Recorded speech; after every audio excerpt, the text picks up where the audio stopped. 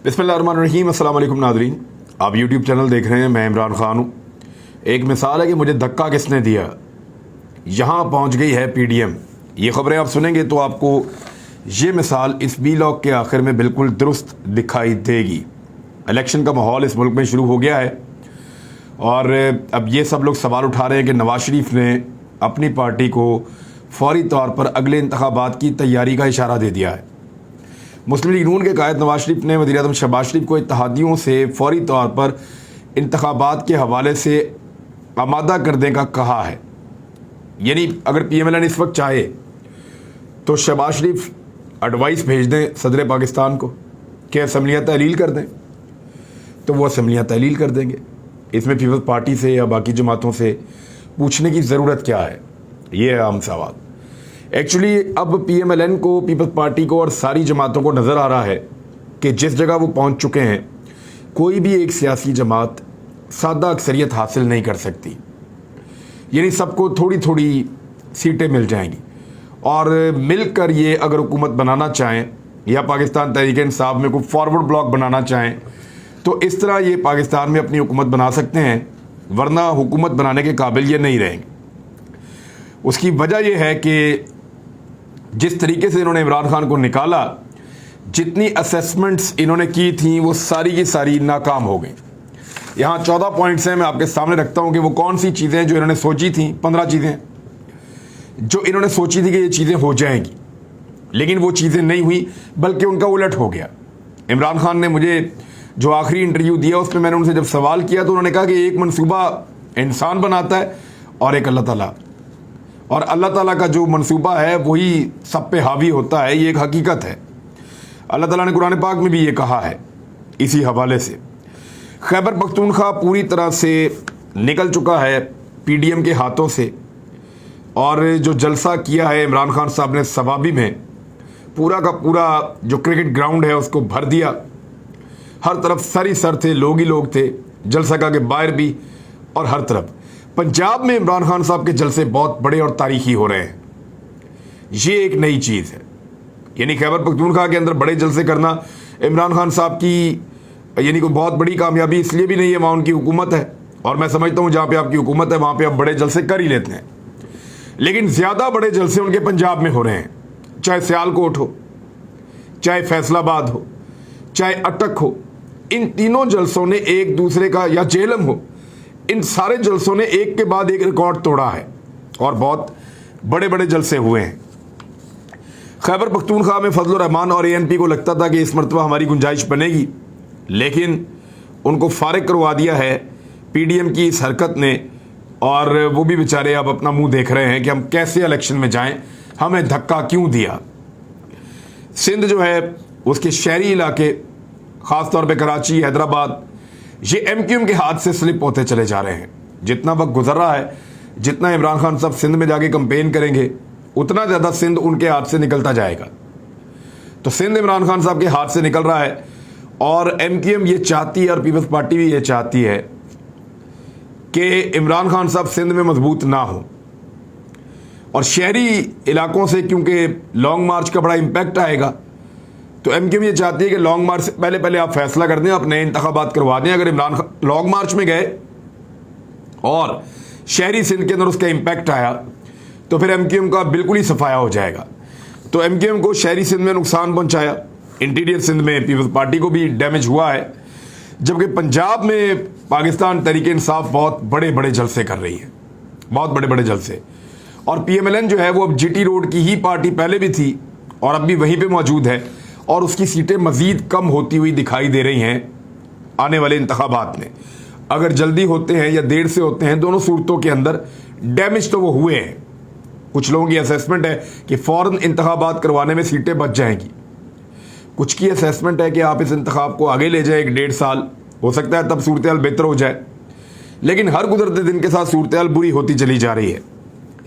जिस तरह कासिम सूरी ने बहादुरी दिखाई, जिस तरीके से बलूचिस्तान अवामी पार्टी ने धोखा दिया इमरान खान को, उसके बाद PTI के लिए बलूचिस्तान में भी सीटें जीतने के इम्कानात बड़े हैं, और वो वहाँ से भी कौमी असम्बली और सूबाई असम्बली की सीटें जीत सकते हैं। एस्टेब्लिशमेंट की जो कल तक तारीफ़ें कर रहे थे पीडीएम के लोग या उनके हमायती सहाफ़ी, मिसाल के तौर पे हामिद मीर, नजम सेठी, ये सारे लोग अब वो एस्टेब्लिशमेंट के बारे में गिले शिकवे उन्होंने शुरू कर दिए हैं। वो क्यों? यानी नजम सेठी जो कल तक जनरल बाजवा के गुण गा रहे थे, उनकी तारीफ़ें कर रहे थे, आज उनके मुंह पे एस्टेब्लिशमेंट के खिलाफ तारीफ़ें नहीं थी, एस्टेब्लिशमेंट के हवाले से उनके मुंह पर गिले और शिकवे थे और वो कह रहे थे कि यू टर्न ले लिया है एस्टेब्लिशमेंट ने, और इस तरह के शिकवे उन्होंने किए हैं। ये क्यों कर रहे हैं? क्योंकि इनको नज़र आ रहा है कि पाकिस्तान अब इलेक्शन की तरफ जा रहा है और इस माहौल में इलेक्शन लड़ना पीडीएम की तमाम पॉलिटिकल पार्टीज या शहबाज शरीफ और उनके इत्तेहादियों के बस की बात नहीं है। इमरान खान वापस आ जाएंगे और उनकी सारी मेहनत चंद दिनों के अंदर अंदर ज़ाया हो जाएगी। इस वजह से सारे फ्रस्ट्रेशन में हैं और परेशान हैं और अपनी परेशानी का इजहार अपने अपने तरीके से कर रहे हैं। कोई एस्टेब्लिशमेंट को बुरा भला कह रहा है, कोई अपनी गलतियों को कोस रहा है, कोई ये कह रहा कि अपने पाँव पे कुल्हाड़ा मार दिया, कोई इमरान खान पे गुस्सा उतार रहा है, तो कुछ भी पल्ले नहीं है। मौजूदा हुकूमत जब आई थी तो उनको कुछ चीज़ों के ऊपर पक्का यकीन था, जिसकी वजह से उन्होंने हुकूमत बनाई और इमरान खान को निकाला। वो चीज़ें मैं आपके सामने 15 की 15 रख देता हूँ। और हुआ क्या, यानी एक प्लान इन्होंने बनाया और एक अल्लाह रब्बुल इज़्ज़त का था। तो कैसे इनके सारे मंसूबे उल्टे हो गए, ये जरा आप सुनते जाएं। पहली चीज़ इनको ये लगती थी कि इमरान खान की हुकूमत जैसे ही ख़त्म होगी तो लोग मिठाइयाँ बांटेंगे, और हमेशा जब भी इनकी हुकूमतें ख़त्म हुई लोगों ने वाकई मिठाइयाँ बांटी, चाहे नून लीग की, चाहे काफ लीग की, चाहे पीपल्स पार्टी की, फजलुर रहमान की, किसी की भी, लोगों ने वाकई मिठाइयाँ बांटी। लेकिन इस मरतबा पहली मरतबा ये हुआ कि लोग खुद सड़कों पर निकल आए और उन्होंने एहतजाज शुरू कर दिया, बगैर किसी लीडर के, बगैर किसी प्रेजेंस के लोग खुद निकल आए। तो पहली असेसमेंट यहाँ गलत हो गई। दूसरा, उन्हें लगा कि रमज़ानुल मुबारक आ रहा है आगे, लोग इबादत में मसरूफ़ हो जाएंगे तो कोई तहरीक चल नहीं पाएगी। सिर्फ तहरीक पाकिस्तान एक ऐसी तहरीक थी जो रमज़ानुल मुबारक में चली थी और 27 रमज़ानुल मुबारक की रात पाकिस्तान बन गया था। तो उन्हें लगा कि पिछले 75 साल में कोई भी तहरीक रमज़ानुल मुबारक में नहीं चली तो इस मरतबा भी नहीं चलेगी। लेकिन आपने देखा कि रमज़ानुल मुबारक में तारीखी एहतजाज हुआ और 3 सूबों के दारुल हुकूमत यानी पेशावर, कराची और लाहौर, तीनों के अंदर बहुत बड़े बड़े जलसे हुए और तारीखी नौइयत के जलसे हुए। ये दूसरी असेसमेंट भी गलत हो गई। तीसरी ये थी कि मईशत को कोई झटका नहीं लगेगा। इनको लगता था कि ये आएंगे, जिस तरह की मईशत है उसी तरह की इनको मिल जाएगी और ये पाकिस्तान को आगे संभाल लेंगे। लेकिन इनका तीसरा अंदाज़ा भी गलत निकला और यहाँ इमरान खान साहब का खदशा दुरुस्त साबित हुआ, जो उन्होंने एस्टेब्लिशमेंट को और मुख्तदर हलकों को पहले बता दिया था, न्यूट्रल्स को, कि जनाब इकॉनमी ये झटका बर्दाश्त नहीं करेगी, हमने बड़ी मुश्किल से चीज़ों को संभाला है, इकॉनमी बैठ जाएगी, लोगों का एतमाद ख़त्म हो जाएगा, ऐसा मत होने दीजिएगा। लेकिन उनकी बात किसी ने नहीं मानी, तो ये भी असेसमेंट इमरान खान साहब के मुखालिफिन की गलत साबित हुई। चौथा, इन्हें लगा कि ईद की खुशियों के बाद तमाम चीज़ें बदल जाएंगी और लोग भूल भाल जाएंगे कि इमरान खान भी को वज़ीर आज़म हुआ करता था। लेकिन इस मरतबा चांद रात एक अलग किस्म की थी।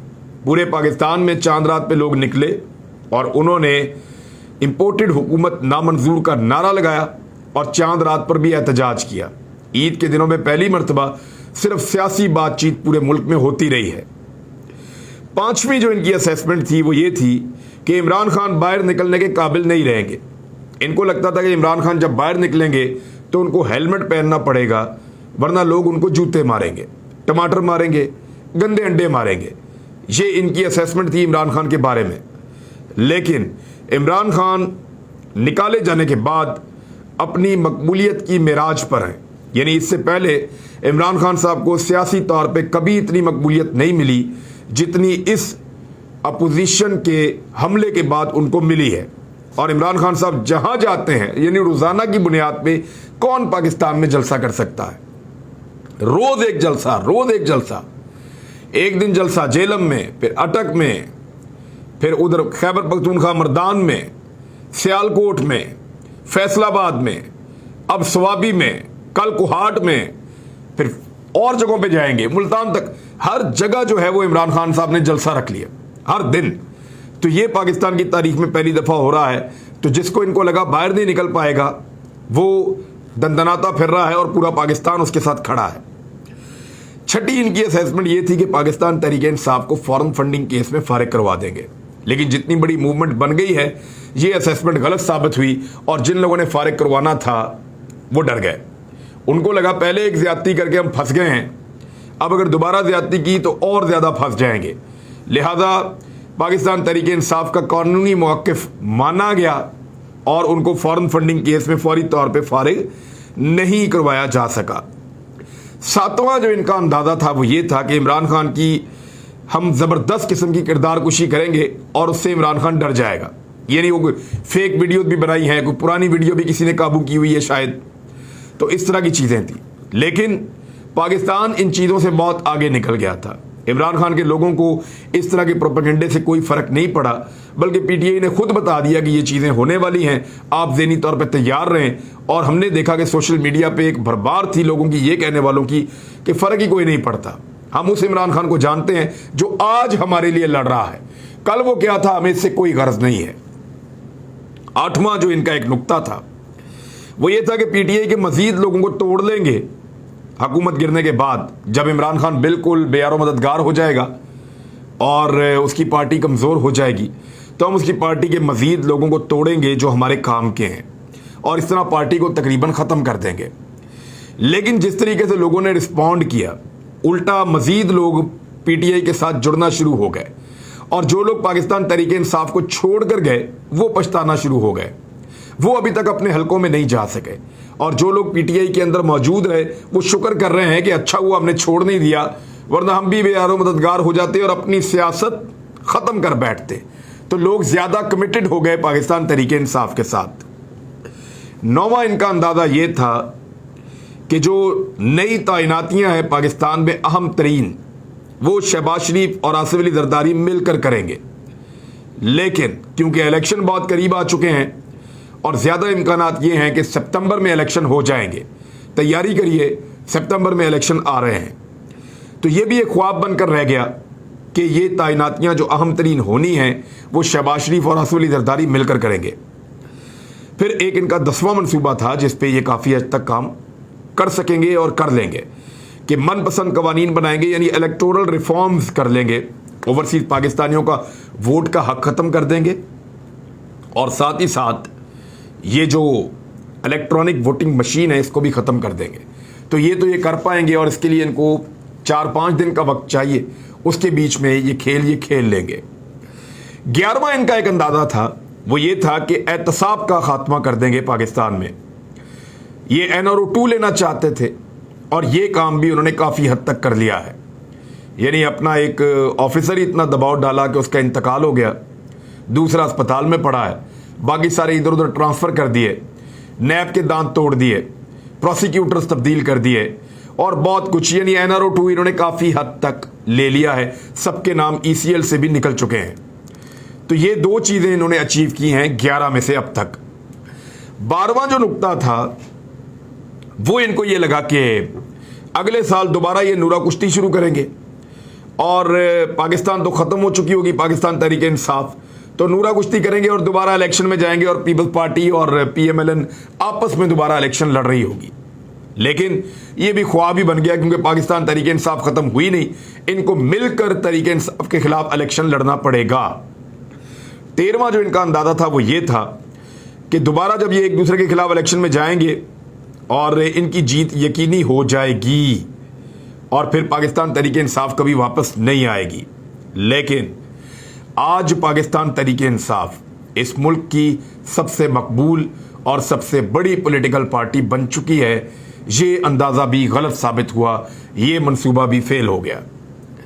14वां एक और इनका जो अंदाज़ा था या मंसूबा था वो ये था कि जो बैरूनी आका हैं जिनके कहने के ऊपर इतना सारा कुछ पाकिस्तान में हो गया, रिजीम चेंज का पूरा ऑपरेशन, उनकी ख्वाहिशात पूरी करेंगे।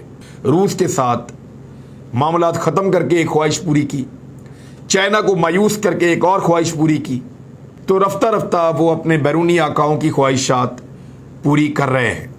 ये बात ठीक है, यानी ये 3 चीज़ें इन्होंने 14 में से अचीव की हैं। इनके 3 अंदाजे ठीक थे कि इलेक्टोरल रिफॉर्म्स करेंगे, कुछ धांधली के तरीकाकार बनाएंगे दोबारा, दूसरा अपने एहतसाब में NRO ले लेंगे, ये भी इन्होंने कर लिया, तीसरा अमेरिका की ख्वाहिशात पूरी करेंगे, वो भी उन्होंने कर लिया। तो इन 14 में से 3 चीज़ें ये कर सके, बाकी सारे इनके गेम उलट गए।